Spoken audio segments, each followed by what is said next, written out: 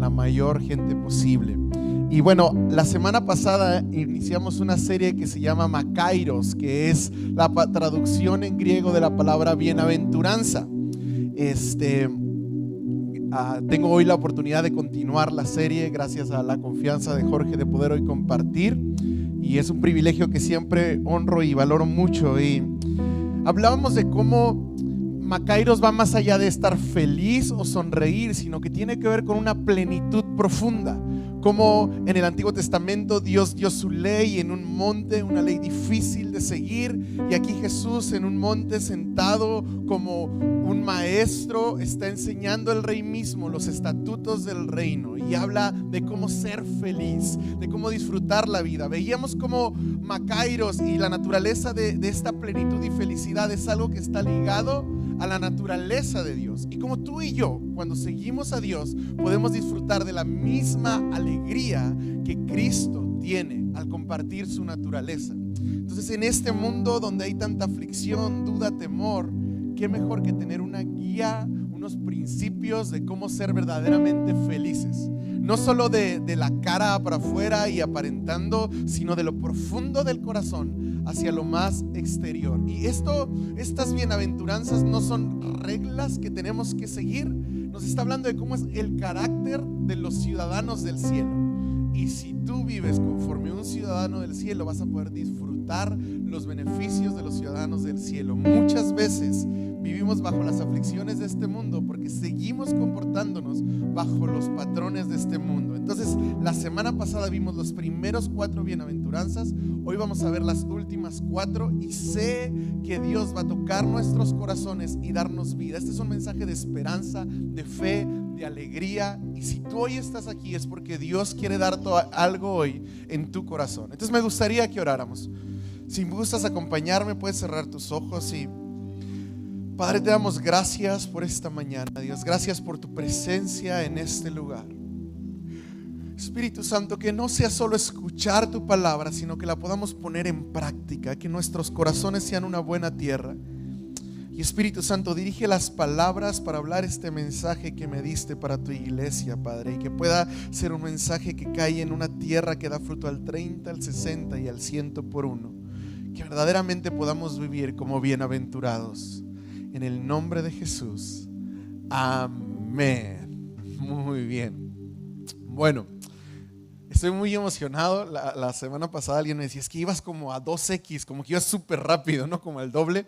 Voy a tratar de ser un poco más pausado esta vez, pero es que me emociona mucho esto de que Dios nos está dando para este tiempo. Y fíjate, hay 8 bienaventuranzas que Jesús menciona, y las primeras 4 tienen que ver un poco más con tu corazón y la manera interna en que procesas el vivir como el reino de Dios, como un ciudadano. Y las segundas 4 tienen que ver en cómo ese comportamiento en tu corazón se refleja con otros. Por ejemplo, alguien que es pobre en espíritu, que reconoce su necesidad que tiene de Dios, naturalmente con el tiempo va a empezar a extender misericordia. Alguien que llora por su pecado, después va a poder también tener una vida de tener su corazón limpio. Alguien que es humilde, entonces va a tender a ser un pacificador, y alguien que tiene hambre y sed de justicia, quizás en este mundo va a sufrir persecución. Entonces hay una relación entre lo que las primeras 4 bienaventuranzas internas producen en tu vida de manera externa.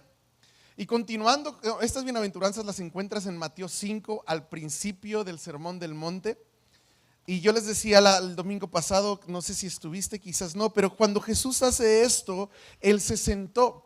Y cuando un rabino se sentaba a enseñar, significaba que lo que te iba a decir era oficial. Tú podías ir platicando con un rabino en la cultura judía y significaba que te estaba dando sabiduría. Pero si se sentaba, es que te iba a decir algo que era oficial, algo que era muy importante.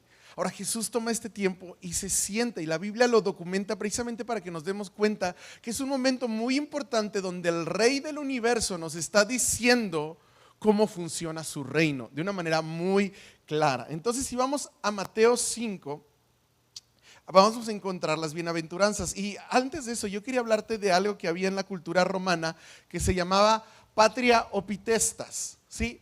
Patria opitestas era el derecho que tenía un padre de que cuando su hijo nacía, si él no le parecía algo en su hijo, si nacía con un defecto físico, entonces él podía decidir que muriera. Y tal vez lo has visto en películas, pero que a veces el emperador tenía como su mano hacia arriba, su pulgar hacia arriba y su pulgar hacia abajo.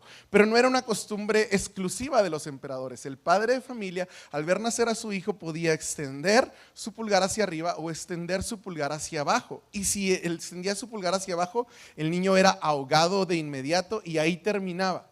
Porque ese tiempo era un tiempo donde no había misericordia. No era algo común tener misericordia. De hecho, la misericordia se veía como una debilidad. ¿Sí? Igual tenían ese mismo poder los amos sobre sus esclavos. En el momento que quisieran, ellos podían matar a su esclavo y no pasaba nada. Y era una representación de poder. Ahora, ¿qué similar tiempo estamos viviendo ahora? Donde igual una madre puede decidir si mata a su hijo abortándolo. Así de sencillo decir, no quiero tenerlo. Y aplican la misma falta de misericordia. El problema es que una sociedad que desprecia la misericordia es una sociedad que glorifica la brutalidad. Y normalmente es la manera de pensar, como tienes que ver por ti mismo y no por nadie más. Y si te conviene algo, acéptalo, si no, recházalo. Y es esta tendencia a no extender misericordia en nuestra vida diaria. Pero Jesús dijo, bienaventurados los misericordiosos, porque ellos recibirán misericordia. Ahora, esto no debe ser una motivación de egoísta de, pues voy a hacer buena onda con la gente para que la gente sea buena onda conmigo, voy a extender misericordia para que la gente extienda misericordia conmigo, porque ¿qué crees? Los humanos somos muy malos para extender misericordia.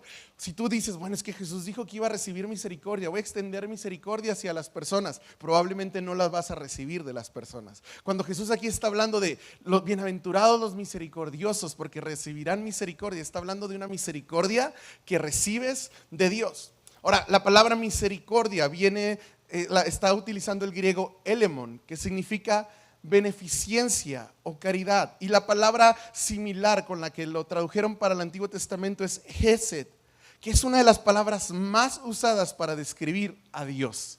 Qué increíble que una de las palabras para describir a Dios es que nuestro Dios es misericordioso. Ahora, misericordia no es piedad fingida, no es lástima, no es una preocupación pasiva, no es una preocupación silenciosa. Misericordia es una preocupación intensa, real, que se expresa en acción. ¿Sí? Los ciudadanos del reino de Dios no buscamos recibir, buscamos dar. No somos llamados a ser receptores, sino somos llamados a ser dadores.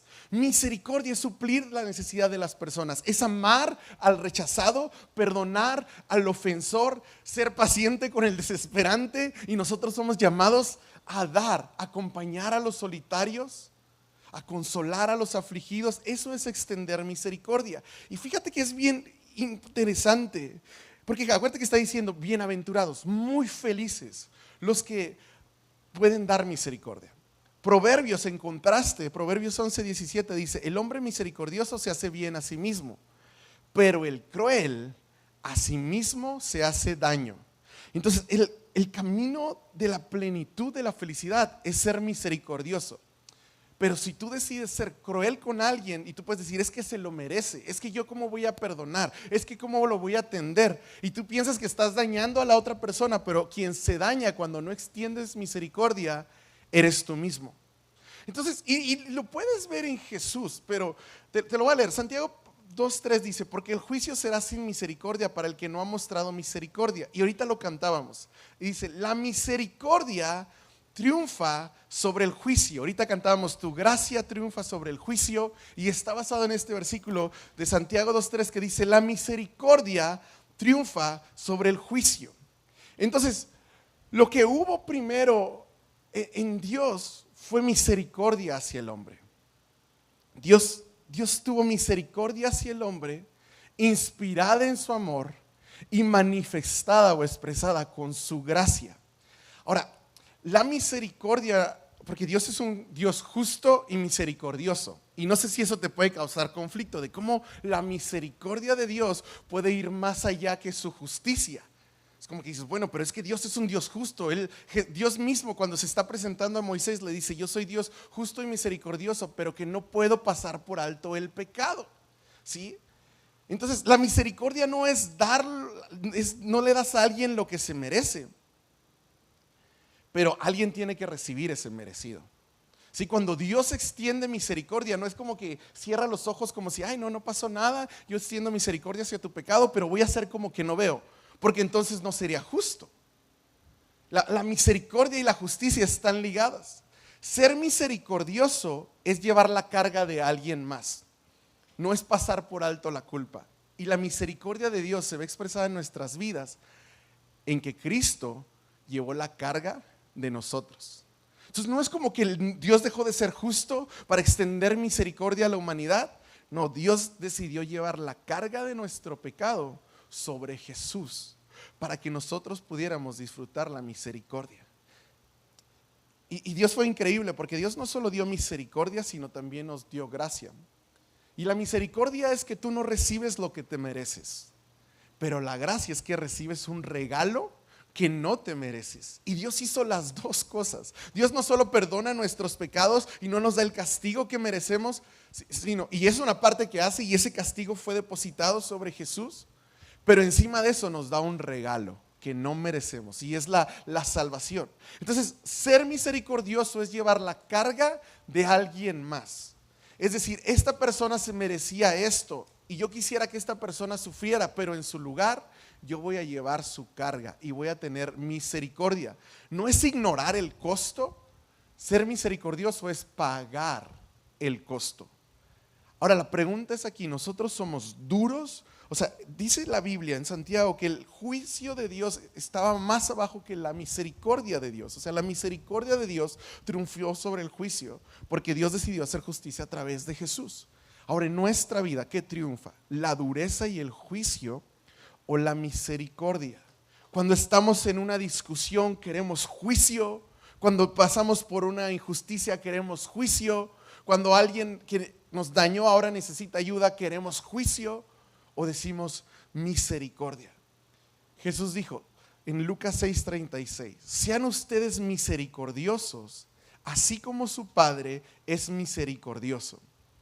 Y la cosa está así, tú no puedes extender misericordia si tú no has recibido misericordia. Porque Jesús dice, hey, sean misericordiosos como su Padre es misericordioso, pero quizás no has experimentado la misericordia de Dios. Y sabes, a veces puedes darte cuenta si tú extiendes misericordia en tu actitud. La crítica, la queja, los reclamos no son misericordia. Es decir, es porque esta persona hizo esto. Y entonces hablo con alguien más mal de alguien. ¿Y qué estoy extendiendo? No estoy extendiendo misericordia. Estoy extendiendo crítica, juicio. Cuando tú dices palabras que menosprecian a las personas, que los destruyen, no estás extendiendo misericordia. Estás extendiendo juicio. Cuando tú te quedas con rencor y resentimiento, no estás extendiendo misericordia. Cuando aprovechamos una oportunidad para señalar la debilidad de alguien más, de quizás alguien que señaló la nuestra, y entonces viene nuestra oportunidad y queremos señalar, y entonces dices, ahora sí, Dios me lo acomodó, mira todo esto. Y no estás extendiendo misericordia, estás extendiendo juicio. Quizás es porque no has experimentado y no te has dado cuenta de la misericordia que has recibido. Esto no tiene que ver con que tú salgas de aquí y digas, debo ser misericordioso, debo ser misericordioso, debo ser misericordioso. No está en la naturaleza humana. Pero cuando Dios te muestra la misericordia que has recibido, entonces tú puedes, de toda la misericordia que has recibido, extender misericordia. Esto te debe llevar a pensar, bueno, en mi corazón hay juicio o hay misericordia. La tendencia natural es el juicio, pero en Cristo somos nueva criatura. Y ahora le puedes decir, Dios, yo no quiero ser una persona dura, yo no quiero ser una persona que esté juzgando, criticando, rechazando. Yo quiero ser como tú, Jesús, y que tu naturaleza en mí a través del Espíritu Santo me permita dar misericordia. Que cuando alguien me lastima yo pueda perdonar, que cuando alguien me maldice yo pueda bendecir, que cuando alguien me rechaza yo pueda aceptar, que cuando alguien está solo yo pueda ir a acompañar, que de toda la misericordia que he recibido pueda estarme dando cuenta y entonces pueda compartir. Entonces, y ahí, ese camino es un camino de felicidad. El otro camino te promete satisfacción temporal. Venga, te juzga, reclama, señala, habla mal y se siente bien por un momento y luego se vuelve a sentir vacío hasta que te vuelven a lastimar y vuelves a buscar tu siguiente venganza. Pero cuando extiendes misericordia, vas a experimentar makairos, felicidad, plenitud, alegría. La siguiente bienaventuranza dice, bienaventurados los del limpio corazón. Y habla de santidad. Y es bien curioso porque santidad es un tema que ves en toda la Biblia, desde Génesis hasta el Apocalipsis. Y santidad es un tema complicado porque muchas veces, lejos de caminar en lo que verdaderamente es santidad, terminamos o con frustración o con resignación. La cultura judía entendía esto. Ellos estaban acostumbrados a tener muchas leyes y hasta llegan un día con Jesús y diciendo, bueno, Jesús, dinos, ¿cuál es la ley más importante? Porque de todas las maneras que trataban, ellos no podían cumplir ni una sola ley. Para colmo, la Biblia dice que si tú no puedes cumplir una ley, ya fallaste todas. Entonces la santidad tiende a causar eso. Y si mal encausada, si tú no entiendes lo que es santidad, vas a terminar frustrado. Y vas a decir, yo trato de hacer las cosas bien para Dios, pero fallo. Salgo aquí el domingo y digo, ahora sí voy a cambiar, voy a ser diferente. 5 minutos en el tráfico y ya fallé. Y dices, entonces no. Dices, no puedo. Y empiezas a frustrarte, ¿no? Y empiezas a sentirte culpable y vas a sentir tus pecados delante de ti, señalándote. Pero eso no es santidad. O también puede causar resignación y decir, no, yo ya intenté vivir en santidad, yo ya intenté agradar a Dios, eso no es para mí, que le hagan los perfectos, que le hagan los de la iglesia, yo no puedo para eso. Y ya te resignas y dices, ok, estoy de acuerdo con toda la Biblia menos santidad, eso paso, ¿no? Eso no aplica para mí. Y a veces vemos santidad como si la vida cristiana fuera a tratar de equilibrar platos, ¿no? De tengo que leer la Biblia, tengo que orar, no tengo que odiar, tengo que perdonar. Y luego ya no estoy leyendo la Biblia y estás tratando de equilibrar platos y obviamente se va a caer y va a fallar. Entonces santidad va mucho más allá que comportamiento. Porque nosotros estamos acostumbrados a evaluar las cosas por desempeño, por el comportamiento, ¿sí? Pero Jesús aquí dice, hey, bienaventurados los del limpio corazón. Entonces Jesús no está diciendo bienaventurados los perfectos, bienaventurados los que nunca fallan, bienaventurados los que hacen todo bien. No dice eso. Dice bienaventurados los del limpio corazón. Ahora la palabra por corazón es cardia, que en la Biblia lo utilizan mucho para hablar del ser interior, de tus motivos, de tus decisiones. Proverbios 27:7 dice, porque cuál es su pensamiento en su corazón, tal es él. Relaciona tus pensamientos con tu corazón. Jesús en Mateo 9:4 dice, Jesús conociendo sus pensamientos dijo, ¿por qué piensan mal en sus corazones? Entonces podríamos decir que la parte del corazón incluye tus pensamientos y particularmente tu voluntad. ¿Sí? Está hablando de qué es lo que tú quieres hacer. Dios no está buscando algo superficial como lo que puedes aparentar, sino Dios quiere ver y trata con tu corazón. A lo largo de la Biblia Dios está tratando con el corazón. También dicen en la Biblia, sobre toda cosa guardada, guarda tu corazón. Si Dios le importa el corazón, porque mira, tú puedes hacer algo muy bueno, pero con el corazón incorrecto no tiene valor. Tú puedes aparentar aquí o en algún lugar y tratar de hacer algo muy bueno, pero con el corazón incorrecto no tiene valor. Era lo que les pasaba a los fariseos y la gente religiosa del tiempo de Jesús. Ellos se esforzaban mucho por ser muy buenos, pero su corazón estaba incorrecto. Entonces la santidad que Jesús está hablando aquí tiene que ver con pureza del corazón. Y cuando habla del limpio corazón, está utilizando la palabra katanos. Y esa palabra se usaba para hacer puro, a limpiar de suciedad, inmundicia y contaminación. Entonces está hablando que no estaba limpio, sino era una palabra que se utilizaba para hacer algo limpio. De hecho, katanos estaba relacionada con la palabra castus, de casto, que tiene que ver con disciplina.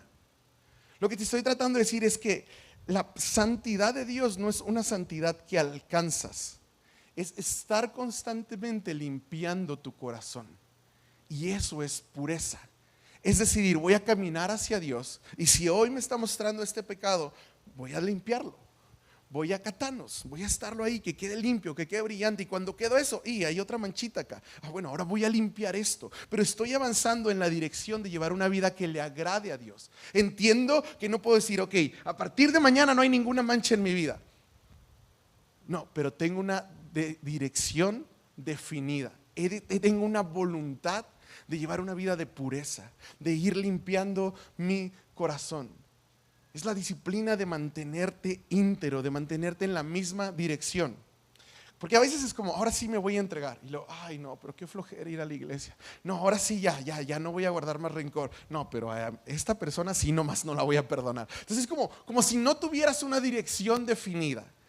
Como si tú dices, bueno, sí quiero, pero no quiero tanto. Y Santiago 4 habla de eso y dice, oh almas adúlteras, ¿no saben ustedes que la amistad del mundo es enemistad hacia Dios?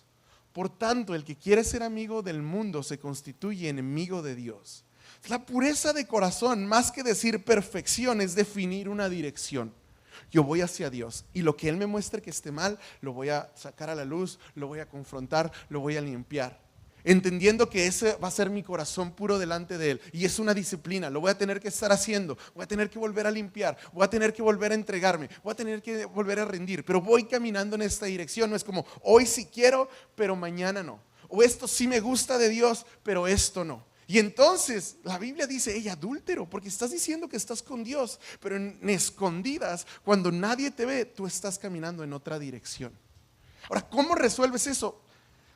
La misma Biblia lo dice, Santiago 4:8.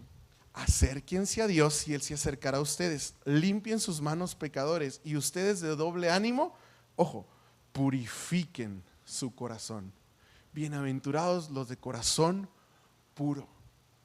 Y la Biblia hace referencias a purificar cuando habla, dice, hey, su fe es más valiosa que el oro, y si el oro es probado con fuego, ¿cómo su fe no va a ser probada? El proceso de purificación es este proceso donde Dios va trabajando en tu vida. Quizás tienes poquito en el evangelio y dices, es que yo no puedo ser tan bueno, yo todavía tengo batallas, todavía tengo luchas. Bienvenido al club. Nadie aquí es tan bueno.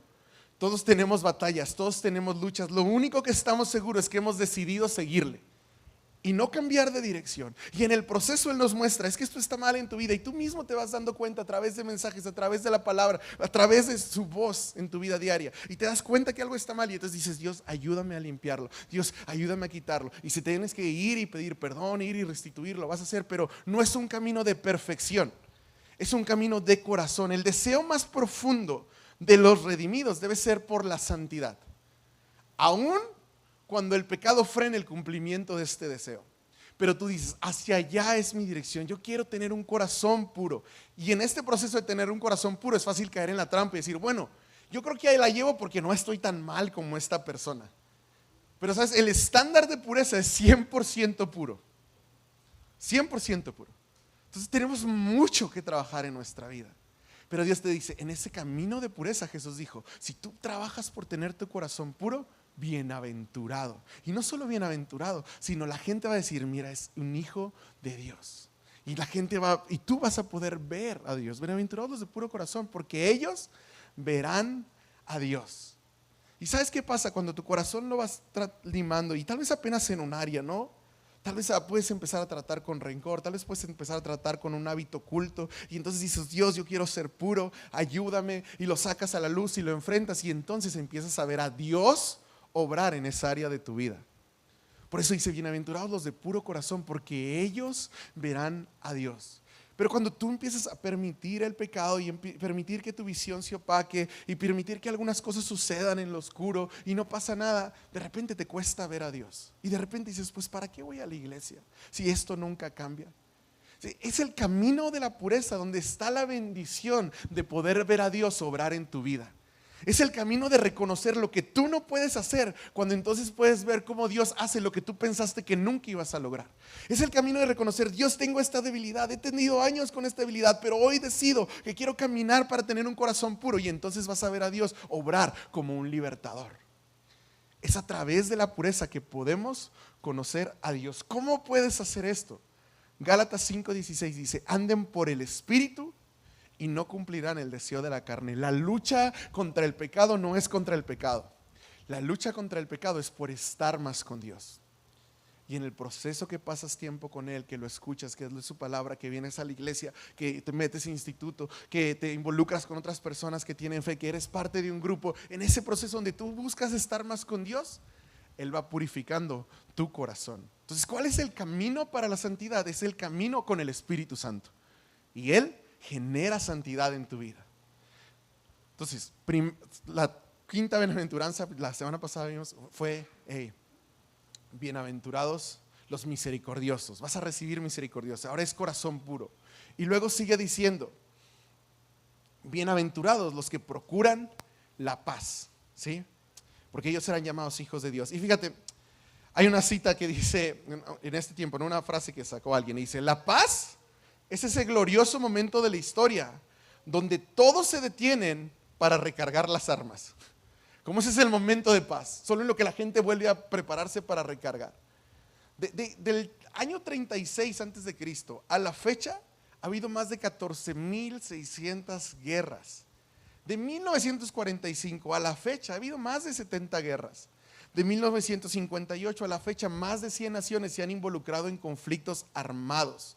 Si hoy el mundo no puede estar en paz, número uno, por la oposición constante de Satanás, pero también por nuestra desobediencia, el pecado en el hombre. Y no vivimos en un mundo con paz. No tenemos paz social, no tenemos paz entre naciones, no tenemos paz política, ¿sabes? No tenemos paz familiar, ni siquiera hoy no tenemos paz familiar, paz personal.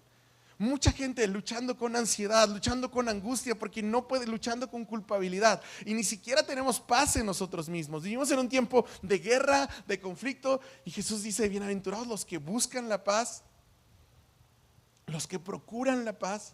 Pero no vivimos en un tiempo de paz. Porque hoy está esta idea de que tú debes de ponerte primero.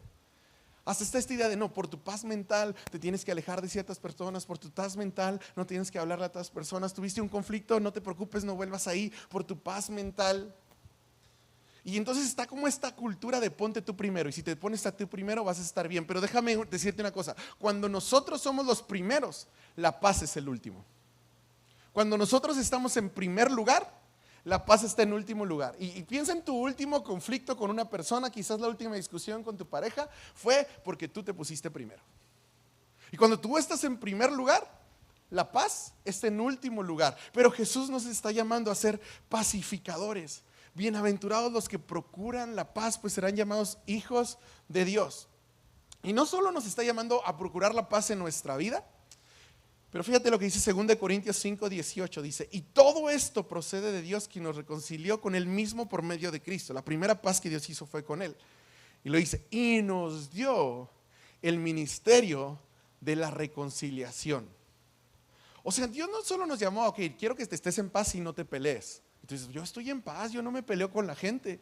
Entonces, Dios no solo te llamó a estar en paz, sino Dios te llamó a reconciliar a las personas. Muchas veces decimos: no, pues yo no tengo problema con nadie, solo no le hablo a esta persona, evito a esta persona, pero estoy bien.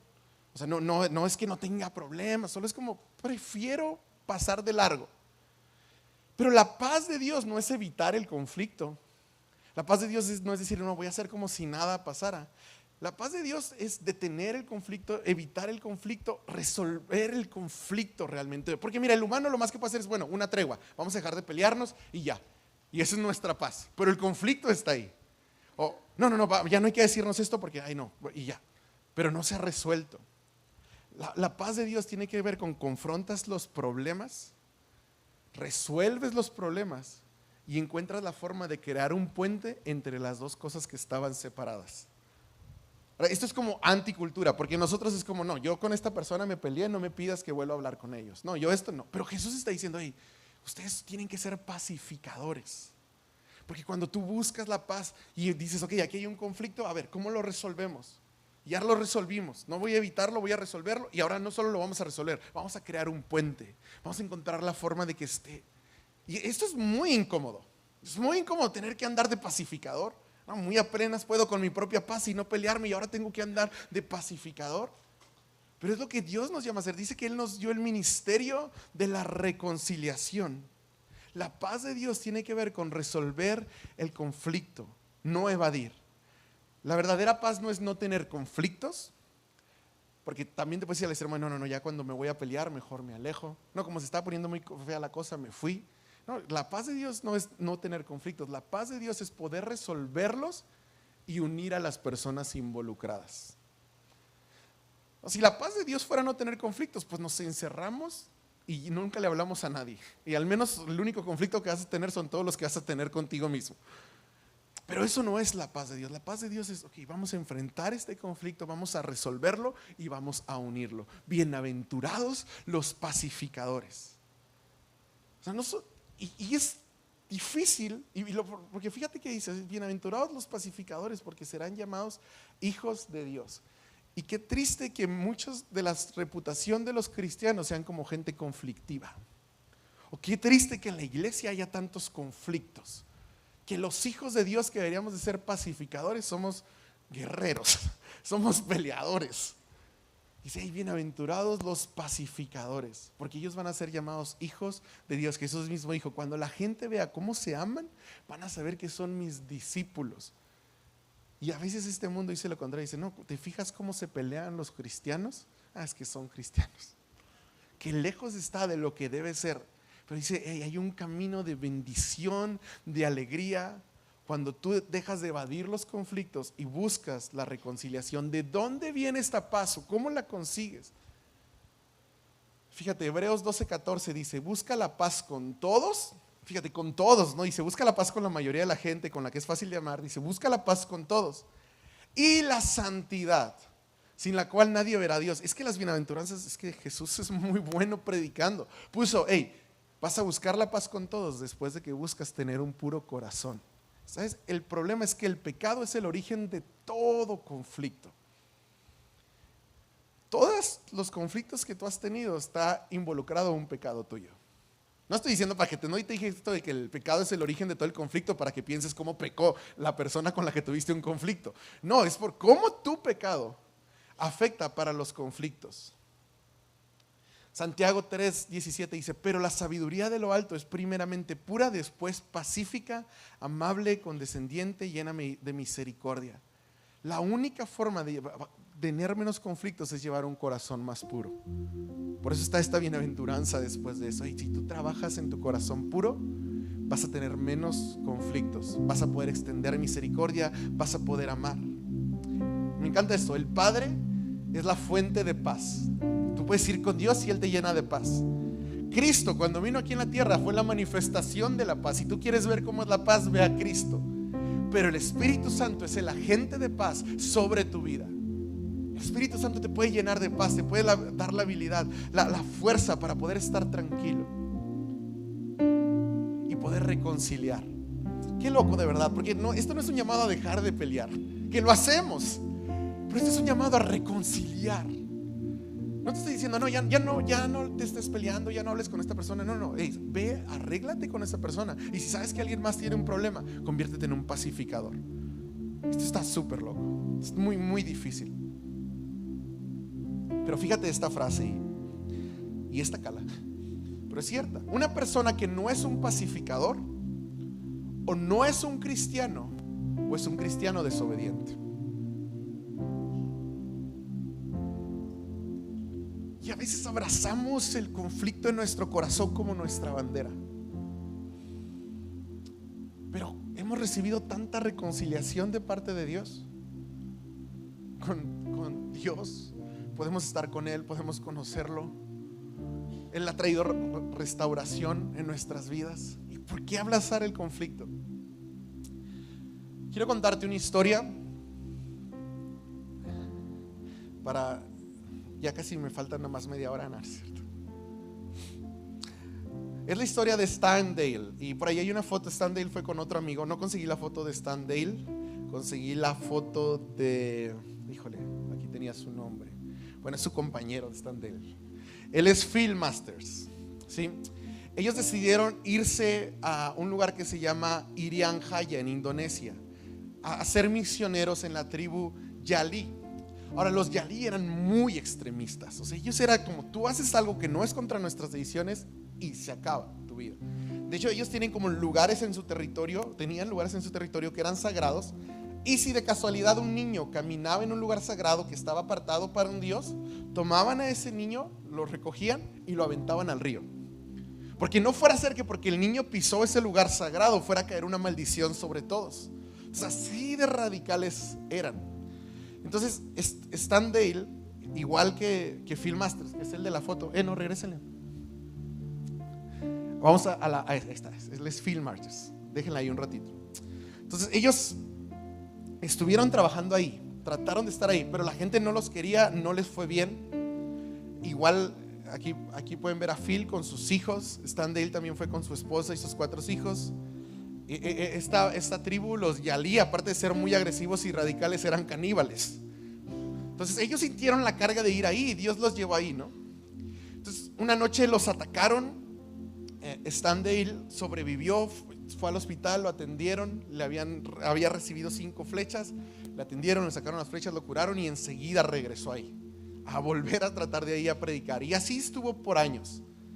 Pero mientras él estaba ahí, la gente del lugar se enojaba, se enfurecía, y un día llegaron todos a rodearlos. Estaba Stam, estaba uno de ya de los Yali que se llamaba Yemu. Entonces estaba Stam, Yemu y Phil. Y empiezan y llegan los atacantes a rodearlos con flechas y empiezan a dispararle flechas a Stan. Paz. Y es bien interesante, pero él no quiso como esconderse, se quedó ahí tratando de hablarles de Dios, y le empezaron a disparar flechas, y lo que él hacía es que sacaba las flechas y las rompía, y estuvo recibe flechas y no se dejaba de estar de pie. Entonces el Yemu le dice a este señor que teníamos aquí, a Phil, y le dice: pues vámonos, vamos a tratar de escaparnos. Pero pues está ahí su amigo solo recibiendo flechas, y como que no se quiere ir, y en lo que decide si se va o no, esta persona que vimos aquí, Phil Masters, también es rodeado y le empiezan a disparar flechas. Dice la historia que recibieron cerca de 200 flechas. Ahora, estas personas pues iban con coraje, con diversión, la verdad, a matarlos, pero se empiezan a asustar de que no se caen. O sea, de que están recibiendo flechas, recibiendo muchas flechas al punto que ya no podía sacárselas, pero no dejaba de estar de pie. Y Phil empieza a recibir flechas también. Juntos entre los dos, digo que fueron cerca de 200 flechas, y igual las trataba de sacar y durar el más tiempo posible de pie. Y la gente se sacó mucho de onda de que se quedaran de pie. Les llamó mucho la atención, pero finalmente pues bueno, cayeron al final. Los desmembraron, los repartieron por todo el bosque sus partes, porque tenían mucho miedo. Los habían escuchado hablar de la resurrección y dijeron: no vaya a ser que de esta resurrección de la que hablaban regrese, ¿no? Entonces los vamos a despedazar, los vamos a poner por muchas partes, ¿sí? Y ahí los dejaron. Pero algo quedó de verlos, quienes estuvieron firmes, que estuvieron parados. Como a los 3 meses, otro misionero, Paul Newman, va en avión para buscar los restos. Y cuando va a llegar, su avión tiene un accidente, cae, todos en el avión se mueren, solo él sobrevive. Llega a la casa de un ¿cómo dije que se llaman ellos? Un Yali, que no estaba a favor de lo que pasó, de la matanza. Lo recibe en su casa y la gente se entera que está ahí, y le llama mucho la atención que haya sobrevivido a todo el fuego, ¿no? Después de 5 años, 35 personas se bautizan con él. Hoy, ahora sí pongan las fotos a color. Esa tribu ya no está esperando gente para matarla, sino está esperando gente que les lleven Biblias.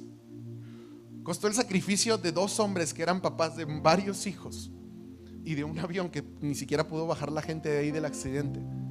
Pero hoy es una tribu que conoce a Dios.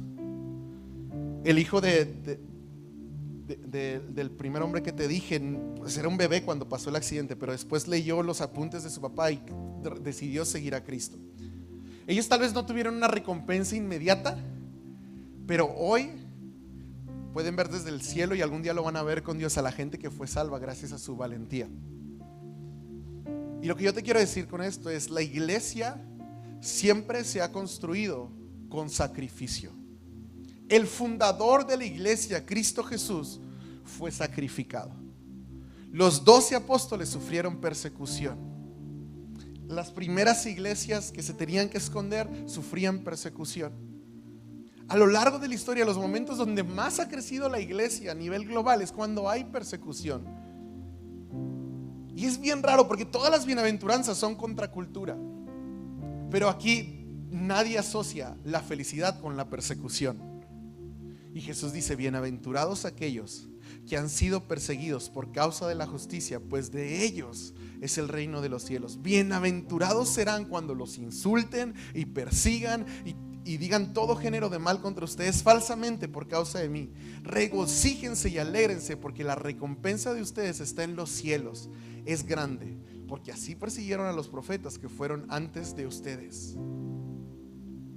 Todos los que aspiramos a vivir para Cristo sufriremos algún tipo de persecución. Según de Timoteo 3:12 lo dice: y en verdad todos los que quieren vivir piadosamente en Cristo serán perseguidos. Vivir para Cristo es vivir en oposición a Satanás, es vivir en oposición a su sistema. Obviamente va a haber una respuesta. Cuando tú te paras para luchar por la justicia en un mundo que busca la injusticia, vas a recibir confrontación, vas a recibir persecución, vas a recibir rechazo. Pero sufrir por Cristo es un privilegio. Y a veces me preocupa que nuestra comodidad, nuestros privilegios que tenemos en esta sociedad, nos haya hecho cómodos. Porque ¿qué te incomoda hoy llevar el evangelio? Hoy no tenemos que volar en un avión, llegar a una tribu. Y todavía hay en el mundo, y si Dios lo está poniendo en tu corazón, tienes que seguir esa voz. Pero la mayoría de nosotros no tenemos que llegar a un lugar donde nos esperan 200 flechas para atravesarnos solo para llevar un mensaje. Hoy tal vez es la vergüenza de, es que cómo les voy a decir, y si se burlan, y si me dicen algo, es que yo no sé hablar. Estos hombres ni conocían la lengua, solo iban, daban libros, trataban de ayudarles y a cambio recibieron flechas. Pero Jesús dice: bienaventurados son cuando por mi causa los persigan. Marcos 15, hablando de Jesús, en el versículo 19 dice: y lo golpearon en la cabeza con una caña de junco, le escupían, se ponían de rodillas para adorarlo burlonamente. Cuando al fin se cansaron de hacerle burla, le quitaron el manto púrpura y volvieron a ponerle su propia ropa. Luego se lo llevaron para crucificarlo. Y este manto que le pusieron, se lo habían puesto después de golpearlo. Entonces cuando lo arrancaban, era arrancado con todo y piel. Jesús fue rechazado para que tú fueras aceptado. Jesús fue tratado injustamente para que nosotros pudiéramos tener un espacio en la justicia de Dios. Jesús no recibió misericordia para que tú pudieras recibir misericordia. Jesús fue castigado para que tú y yo pudiéramos ser perdonados. Qué privilegio sufrir por Jesús. Cuando puedes voltear a ver la cruz y todo lo que Él ha hecho por ti, puedes decir: qué privilegio. Y a veces es como: es que estoy cansado, es que es muy difícil. Pero si volteamos a ver la historia de la iglesia, nuestro fundador Jesús, ¿qué esperábamos al seguir a Jesús? Si Él a sus seguidores les dijo: yo no tengo dónde reposar la cabeza. Pero cuando conoces a Jesús y caminas ahí, vas a conocer la verdadera felicidad detrás de la persecución, detrás del rechazo, detrás de tal vez no hacer lo que más te guste, incomodarte y hablar el evangelio y compartir. Qué privilegio sufrir por Jesús, pero que fuera de moda está ese mensaje. No, ya no es necesario, ya Jesús sufrió todo el castigo. Y no te estoy diciendo que tenemos que autoflagelarnos, tenemos que dañarnos, pero tenemos que ser tan valientes para que si para llevar su mensaje vamos a recibir algo en nuestra contra, no importa. Porque Jesús recibió mucho más por nosotros.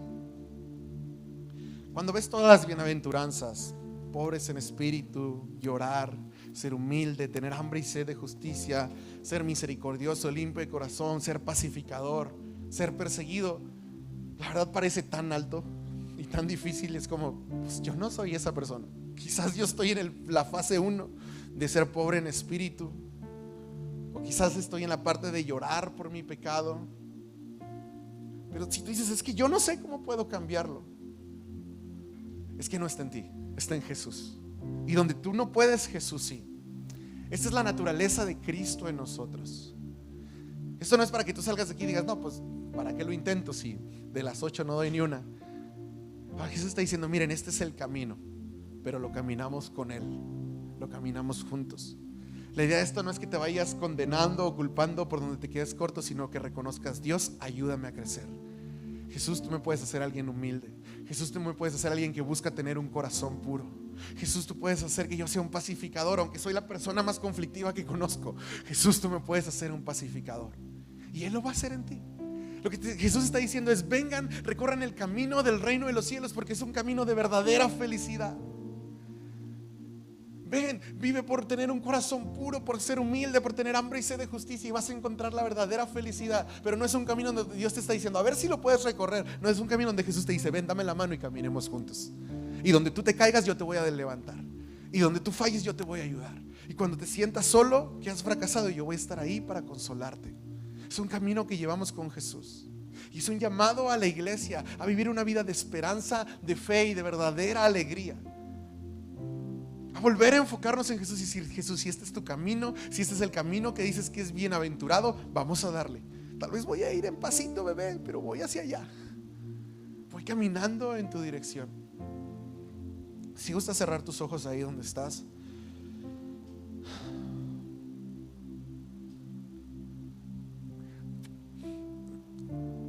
Quizás hoy hay alguien aquí que nunca ha experimentado la misericordia de Dios, que nunca has decidido seguirle, rendirle tu vida, pedirle perdón por tus pecados y decidir caminar tras Él. O quizás hace mucho tiempo pasó, pero te alejaste. Pero sabes, hoy Dios te está regresando y te está diciendo: hay un camino de bendición, de alegría, de plenitud cuando rindes tu vida a Cristo. Si tú nunca has decidido seguirle, o pasó mucho tiempo desde que lo hiciste y te has alejado, hoy Dios te está dando la oportunidad de volver a rendir tu corazón, o por primera vez rendirle tu vida. Si tú quieres decidir seguir a Jesús, te quiero pedir, por favor, si levantas tu mano, quiero orar por ti. Si tú hoy vienes por primera vez y dices: quiero seguirte, muy bien, veo una mano de este lado, veo otras manos allá. Puedes levantar tu mano aún, no pasa nada. Si Dios te está moviendo a arrepentirte, seguirle, esta es tu oportunidad. Veo otra mano ahí. Puedes bajar tu mano, iglesia. Esto es increíble. Que alguien hoy pueda conocer a Jesús y decidir seguirlo es lo mejor que puede pasar. Me gustaría que todos juntos me ayudaras a repetir esta oración, y todavía vamos a adorar en un momentito, pero quisiera poder apoyarlos en este momento tan importante. Así que si tú levantaste la mano, puedes repetir con todo tu corazón, pero si toda la iglesia los apoyamos y hacemos esta oración con ellos, pues vamos a repetir en voz alta: Señor Jesús, hoy te pido perdón por mis pecados y reconozco que tú eres Rey. Hoy decido seguirte y entregarte mi lealtad por el resto de mi vida. En el nombre de Jesús. Amén. Y yo quiero invitar a todos los demás, a todos nos pongamos de pie y terminemos esto adorando y reconociendo. Yo no sé cuál sea la bienaventuranza que en estas semanas Dios te habló y dijiste: esto me falta. Dios lo tiene. Dios la tiene. Te falta misericordia, te falta experimentar misericordia, Dios la tiene. Te falta tener un corazón que busque la pureza, Dios lo tiene. Tal vez has vivido en pecado con tu corazón endurecido, este es momento de arrepentirte. Te falta ser un pacificador y dices: lo veo tan lejos, Dios lo puede hacer. O quizás no has estado dispuesto a sufrir a causa del evangelio, a tal vez sufrir rechazo, y te has estado limitando de hablar, de compartir, porque qué miedo. Dios te puede dar el valor para hacerlo. Recuerda, es la decisión de caminar en esa dirección. Algunos corriendo, otros con pasos bebé, pero todos siguiendo a Jesús. Es ahí donde estás. Cierra tus ojos y habla con Dios. Y arrepiéntete de lo que quizás no has estado haciendo. Dile: Dios, perdón porque he sido alguien que genera conflictos, no que genera paz. Dios, perdón porque no he buscado tener un corazón puro, Dios, y me he olvidado. Dios, perdón, Dios, porque no he estado dispuesto a salir de mi comodidad para bendecir a otros, para reconciliar a otros. Perdón, Dios, porque he vivido con un corazón duro. Vamos, aprovecha este tiempo ahí, iglesia. Cierra tus ojos y habla con Dios. Por un momento olvídate de todos los que están aquí y habla con Dios y rinde tu vida a Dios. Dile: Dios, ayúdame a vivir de acuerdo a tu reino. Ayúdame a vivir de acuerdo a tu voluntad. Y vamos a adorar a Dios. Pero hoy tú sigue hablando con Él, sigue rindiendo tu vida. Dile: Dios, produce en mí esta vida de alegría, esta vida de plenitud.